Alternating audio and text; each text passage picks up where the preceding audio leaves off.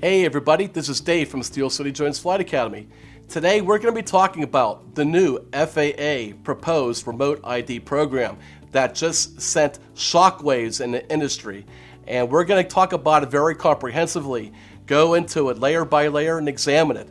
It's something that's going to affect every drone pilot, whether you're a hobbyist or a commercial flyer. It's going to affect the way everybody flies in the future. So with that said, we're going to talk about it one step at a time. Then we're going to give you our opinions, interpretations, and action plans that we're going to ask everybody to give feedback to the FAA and give you some guidelines and tips regarding that. So let me introduce myself to those of you who are not aware of who I am. I am the CEO of Steel City Drones and Steel City Drones Flight Academy. I have over 8,500 logged flights of commercial time, over 10 years of flying. I used to build my own aircraft. Now I fly like everybody else. We're flying everything that's built out there. And we started Steel City Drones Flight Academy 3 years ago and started training people on how to fly legally and responsibly, and do a lot of drone commercial integrations. So with that said, let's get right into the nuts and bolts of this type of proposal. Now, this is a plan that is extremely complex, complicated. It's a plan that has over 319 pages on the official document. So what we're going to do is we're going to break down this plan as best we can, layer by layer, and then at the end of that, we'll then give you some of our opinions, we'll give you some of our advice and interpretations on this plan after that. This has nothing to do with the separate hobbyist rules that are proposed, and this will affect commercial and recreational hobbyist flyers all alike. This proposal is a 319-page document, which we're going to provide the link in our description down below. The purpose of this proposed plan is to have a system in place that will incorporate safety and security with drones going forward. This is going to include safety for airports, huge events, air traffic in general, and also FAA law enforcement. The goal of this plan is to set the foundation for commercial integration going forward. As everybody is well aware, drone deliveries right around the corner, and now people are starting to get already pre-approved and limited basis for testing for beyond line of sight, drone deliveries, Amazon, FedEx, you name it, it's going to be happening. So in the years to come, we're going to have millions of drones out there just for delivery end of things. So as you can imagine, there's a system that's going to need to be in place to be able to regulate and manage all of these drones in the national airspace system. The NPRM has 3 interdependent parts that are all working together simultaneously at the same time. The first is this proposal, and that is going to be working toward a finalized version of this plan. The second is going to be determining the service providers that are going to actually provide the service to this plan. The third is the actual working toward developing the official manufacturer specifications needed for the proposal. So how is this going to work? Once in place, all drones going forward are going to be required to have new technology that's FAA approved and certified that are going to be able to comply with the remote ID program. Is going to be able to broadcast the latitude, longitude, and altitude of not only the aircraft, but also the remote ground station, essentially where the remote pilot is. And this data is going to be made public. So there's a lot of moving parts to this. It's going to be very complex. There's going to be a 3-year buffer period by the time the rules and regulations are finalized. So with that said, let's talk about a little bit about this timeline. So over the next 2 months, January and February of 2020, the FAA is giving a period for the public to comment on all proposed data. And then they're going to take all those comments and work together over the next 18 months to finalize the program. So to clarify, this is going to affect all remote pilots. Whether you're a hobbyist or a commercial pilot, this is going to affect everybody. There's 3 exceptions to this program: amateur built drones, drones that weigh less than 250 grams, or drones that are owned by the government. Now, there's going to be no drones that are going to be grandfathered in. So if you own a drone currently right now, in 4.5 years, are you going to be able to fly it? Well, that's to be determined, but as of right now, it's going to be limited at best. Now, would you be able to retrofit your current drone to this newest technology? We can only make guesses at this point, but we feel that the current drones are not going to be able to be retrofitted. It's going to be highly unlikely. Now, we think that's going to change in the near future once now that the cat's out of the bag about this. I'm sure that any drone going forward is going to have that with that design in mind to be retrofitted, so that if you buy a drone in 1.5 years or 2 years, for example, the capabilities of that being retrofitted, that should be there. But as of right now, it's still very uncertain. Now, going forward, every drone will need to be registered. So currently, right now, if you're a hobbyist, you only need to register one ID, and then you could put that same ID on every aircraft. Going forward, every aircraft will have to be registered. So as we give you our opinions, interpretations, and our thoughts and advice on a system and proposal like this, we do want to come out and say that we are, in general, pro remote ID. Now, that does not mean at all that we are in favor of the proposal as it is. We feel that a system like this is definitely needed for the growth for the commercial aspect of the industry. So many people talk about, I'm having a difficult time getting hired. I really want to be in the drone industry, and I'm having a real difficult time. Once we have millions of drones in the air, that's going to create enormous growth and opportunity for jobs and careers in this industry. And that's exactly what this industry needs. Now, with that said, we do recognize the perspective of the average hobbyist out there.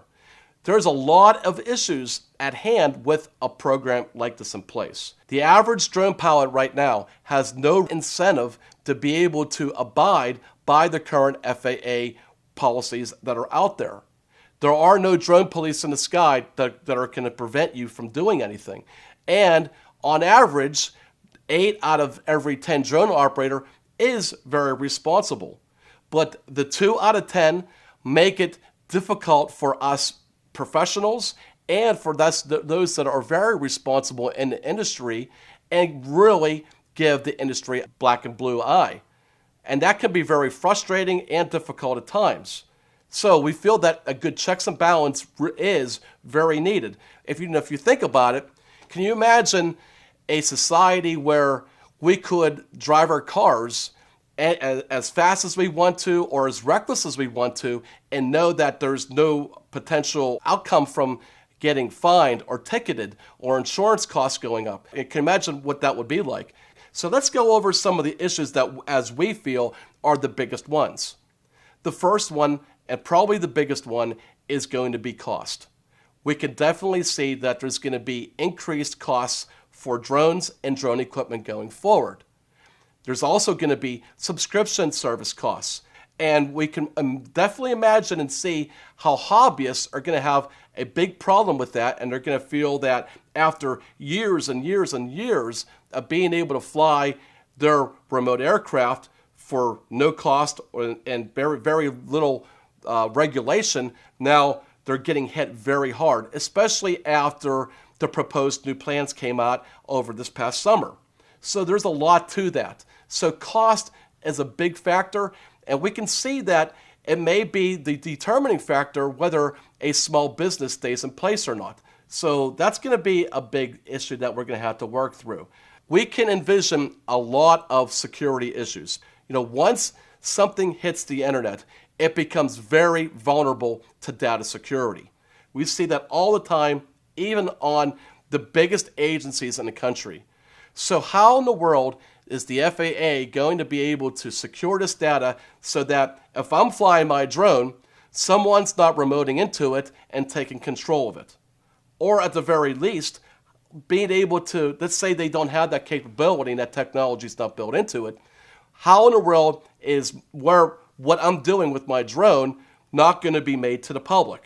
We all love flying our drones, and we're all very concerned about the potential from these type of security issues at hand. So the idea of making all this data public is extremely concerning. We have to think about, even if the FAA changes that to say, okay, only the FAA and public safety agencies are going to have access to this data. Well, how is that going to be prevented from being compromised and being hacked? The third issue at hand involves the remote limited ID drones that are going to be proposed to be limited to 400 feet away from the drone operator. Now, I can tell you from my own perspective of logging over 8,000 flights commercially that whoever came up with this type of a arbitrary 400-foot number has no idea what commercial flying is like.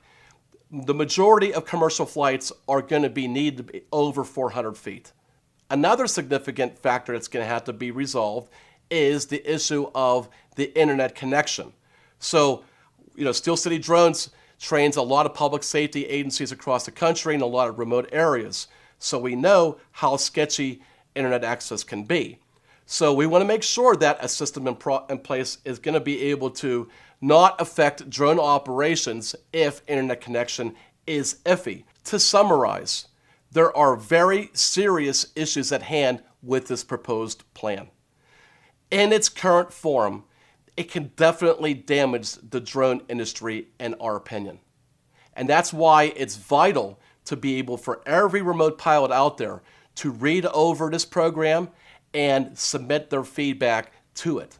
I'm going to bring in Dan Kalick, who is the president of Pittsburgh Drone Masters. And Pittsburgh Drone Masters is a local organization in Pittsburgh. It's an outstanding place for not only commercial pilots, but recreational pilots to get together, exchange different footage, and give each other tips and advice. It's a really good place to be able to get to. And the reason why I'm bringing Dan is because in every market in the United States, there is a Pittsburgh Drone Masters. There's drone clubs everywhere in the United States. So I thought it would be great to get someone like Dan's perspective as well on this plan, so to give you some more feedback into it too as well. So Dan, now that you've been able to digest this bombshell for a few days now, what are some of your overall feedback about the plan? Well, I think it was inevitable, Dave. I think, much like car license plates, it was just a matter of time before there was a way to remotely identify a craft. That being said, after that, my opinion begins to go downhill a bit. Right. I think the proposed plan is a bit more than is needed at the time. Let's be realistic. People have been flying remote control aircraft around since the early 60s. The problems that have been described recently, very simply for the last several decades, haven't happened. So sure, technology changes and things move along, and we're at the point now that you can remotely identify a craft. However, I don't know that the hobbyist was taken into account into any of this. Sure, creating commercial pathways in the skies in a way for larger companies like Amazon and things like that to work with the FAA to create a system for delivery of packages via drones is great. I think it's a great move forward for the industry as a whole. But you can't forget about the people that will be piloting those commercial craft one day, be it Amazon or someone else. To relegate hobbyist pilots to small areas only. For me, flying as just a hobbyist and not be able to take off in my backyard without certain equipment or added features, while I understand it, it is concerning. And is this the start of a slippery slope where we just seem to lose more and more of our rights because, well, we're drone pilots and we have to be corralled? Absolutely, and I can definitely appreciate that stance, and I agree. I guess it's a matter of, when you're talking about the hobbyist aspect, how do you not include all drones? When you're talking about, and I guess it's looking in the future, when you're talking about millions of drones now, because in a very short period of time, 2, 3 years, 4 years, we could have millions of delivery drones out there. So I guess you need a coordination of all drones not just some drones? Or how do you segregate certain drones from other drones when the ones that are not in the system can just go rogue, and that's the issue at hand, I think. But like you're saying, the proposal and the way it's written is not good. So basically, what I want to tell the audience again is that how it's really, really important that we just don't become divisive about it, and we all come together for the common good, and not just complain, but to actually get our thoughts and feelings and feedback back to the FAA with some supportive data behind it. And thankfully, for the first time, I feel, we've been given the ability to give our opinion on the situation. It's not just something that's being yelled down from on high. We've been asked. It's very important that we make our opinions known. And I say that to all of the pilots. If you don't feel that this is going to serve you, don't be quiet about it. You don't want 4 years from now when this Right. all finally comes about to say, well, hey, I wish I could have done something. Now's our time. We have to be vigilant. But time is of the essence. There's only been given 2 months to be able to do so. Yes. So we have till March 2nd to be able to voice this data. So that's the really important thing. So we're going to urge everybody that we can to be able to do that, because we can control, we can control what we can control. And if we don't, like I was mentioning earlier, there's estimated over 200,000 drone operators in the country right now. And can you imagine if the majority of that 200,000 can give the feedback and suggestions back to the FAA? It will be definitely overwhelming. Sure. And it's, many people are going to make the argument, oh, that's just for show. That's just a formality. They're going to do what they want to do. I mean, I can tell you firsthand that that's not what happened with Part 107. When Part 107 came out originally, the proposed plan, it was quite different than what it actually ended up to be. It definitely entailed some maybe even flying proficiencies, some added different regulations in place that didn't occur. And they really did take all that consideration of the feedback into place to be able to make it what it is. And it actually came out to be much, much better than the original proposed plan. I think a lot of people in the aviation world, when the 107 came out, simply said this test is too easy. So I think in that respect, we may have been heard to some degree, and some of the higher 61 level flight knowledge that was initially thought to be required for a pilot to go up wasn't included in that.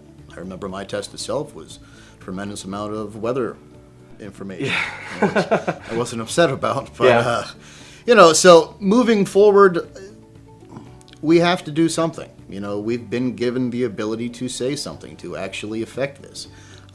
Is it for show? I don't know. I know that I feel as though the commercial aspect of the future of drones is being looked at and pursued far more than the hobbyist version of, drone flight. And again, if we just complain, if we just say this is overreach by the government, this is something that we can't do anything about, and we're just going to complain, or, God forbid, someone's going to leave the hobby because of this, which, I'm beginning to see more and more of that. I'm not confused by it. Coming into the hobby, if I had to find out that I had to do this and that, the other thing, without understanding the overall system that I'm entering into, I would find it a bit daunting, and I could be discouraged enough to want to leave. That being said, the hardcore pilots among us, it's our time. We have to do something about this, or the hobbyists are going to be forgotten. Yep, I completely agree. Well, thank you for your time. Thank you for adding in your own sentiments and interjections out there. And I think that Dan and I are definitely on the same page when it comes to the fact that don't just complain. Get out there, give your feedback to it, and make a difference. So, with that said, thank you everyone for watching, and we'll be monitoring all the comments and suggestions below. And like always, if you have you want to reach out to us, please feel free to do so. Thanks again. If you like this video and like to see more free videos in the future, please subscribe to our YouTube channel. And while you're at it, if you're interested in free lessons on how to fly drones, discounts on drone equipment, discounts on insurance, or access to our exclusive drone video library, check out our website, steelcityflightacademy.com.